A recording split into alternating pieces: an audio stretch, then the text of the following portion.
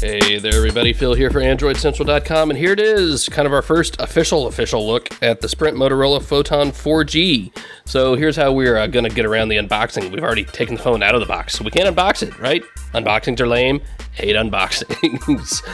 That said, let's actually, see what's maybe inside the box here.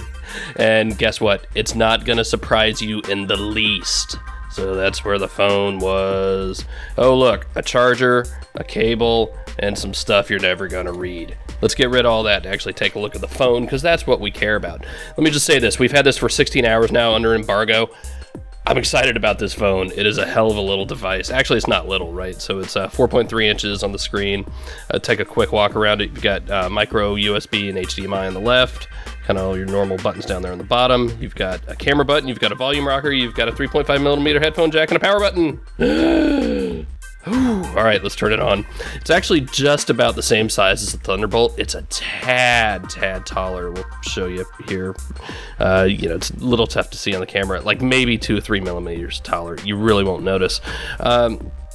Thickness just about the same, but more important, it feels smaller, and I'm not quite sure why. So if you read in the review, we talk about some of the corners kind of being chopped off, and maybe that's what's doing it. But it feels really nice in the hand, and it's just a tad lighter. There are the ports there on the left, uncovered, no big deal, kind of normal stuff. There's your volume rocker and physical camera button, and they have a nice little texture to them. Power button, headphone jack, whatever. There is the kickstand, so this is kind of interesting. It opens up from the middle there. You're going to want to try to pull it from the side with grooves on it. Don't. So you got to do it from the middle, and it has a really nice click to it. 8 megapixel camera with dual flash, bunch of logos, and that's that. Tell you what, let's pry open the battery cover here in a second after we look at the mic. Right, it's tucked down in there. All right, now let's open up the battery cover. And comes off pretty easy, just pries open. Inside, you've got a 1650 milliamp hour. Some sites, some spec sheets call it 1700, close enough. Open it up, and there is your SIM card. So remember, this is a world phone. If you have the plan with Sprint, you can take it overseas and use it on a GSM network, and it just slides in like that. Now, it does not come with a micro SD card. It fits in there, and it actually slips on top of the SIM card. Doesn't come with one, but you've still got a whole bunch of storage to work with, so we'll look at that here in a minute. Let's get the battery back in. Now, to put the cover back on, you have to start at the bottom and then start pressing your way around. So it slides in from the bottom. Start pressing. You're good to go. Let's fire this guy back up. And there you go. So it's a dual core device. It's got a Tegra 2 processor, just like all the tablets out there, or 99% of the tablets, right? You've got a bunch of noise canceling mics, 2 on the back. Remember, your normal mic is tucked down there on the bottom. Really do love the feel of this. So it's got a soft touch back to it. The front is glossy and glassy, and a fingerprint magnet, as you can see here now. I'm already mucking it all up, which is unfortunate, but that's the way it is. We're talking the review about the bezel here, so it's actually got a really cool design feature. There's a tiny bit of a lip between the glass of the display and the case itself, but the way it goes into it just gives it a really nice 3D effect, and I'm really impressed by what they've done with the design on the Photon.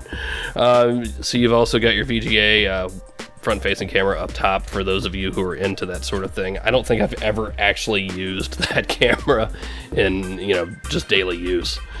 Let's see, anything else while we're waiting for this boot? Not the world's quickest boot, but the phone itself is actually really fast. You can do all the benchmarks you want. That really doesn't test anything though, but in just normal use, it's fast. You'll see a tiny bit of lag here as it's starting up, but that's not unusual for any phone, right? But even so, it's just really smooth in the home screens, and that's nice to see because we've seen blur bogged down phones before, right? Hit the home button and you can hop from one to another. We've got 7 home screens on this and not just 5, which is nice. Usual dock down at the bottom. Now, this is very reminiscent of the Droid 3, right? And you can swap out any of those icons down there except for the one that opens the app drawer. And that's a good thing too, because hey, look, there's Sprint ID.